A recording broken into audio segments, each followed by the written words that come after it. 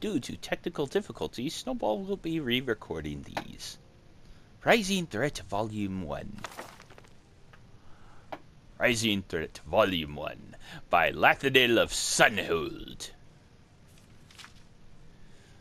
The following is the account of Lathanil of Sunhold, an Altmer refugee from Somerset Isle who came to Cyrodiil in the early years of the Fourth Era. According to Lathanil, he did not flee the aftermath of the Oblivion Crisis in Somerset. Rather, he fled the darkening shadow of the Thalmor upon my beloved homeland. In quotes. Lathanil had a very intense presence, to put it politely. He was a jerk, and some of his accusations of Thalmor involvement bordered on madness. No, he wasn't crazy. This may be why his fervent warnings and outspoken criticism of the Thalmor and the Aldmeri Dominion went unheeded, but his history has at least partially vindicated Lathanil's claims. Praxis Aratium, Imperial Historian. I was barely more than a child when the great anguish fell upon us. The very air was torn asunder, leaving gaping, infected wounds that swept Daedra from the bowels of oblivion. Molag Bal's favorite place? Many flocked to the shores, seeking escape from Dagon's murderous host.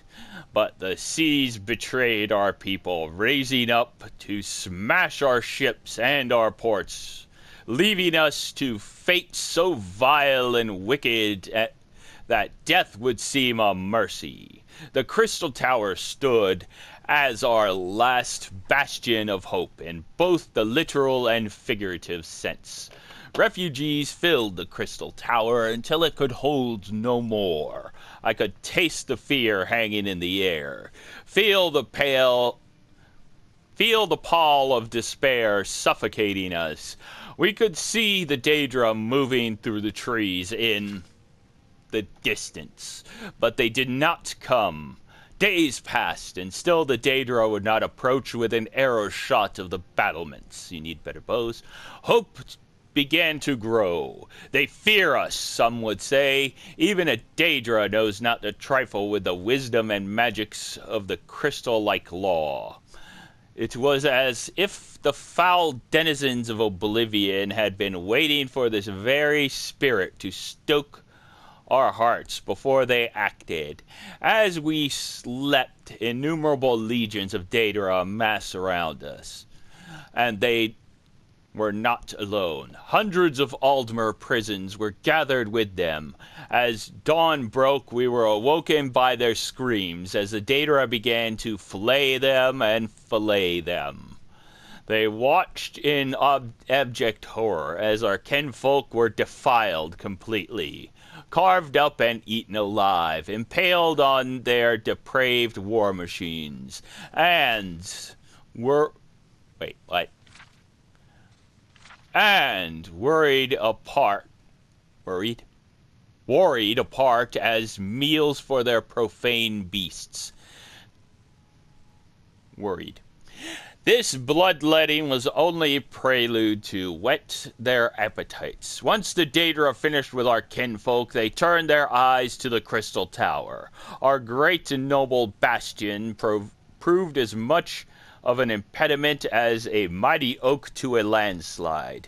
Standing tall but for a few moments, appearing almost able to ride the tide of destruction around it, but ultimately being swept away. Our exalted wizards decimated the fiends, roasting them by the dozen.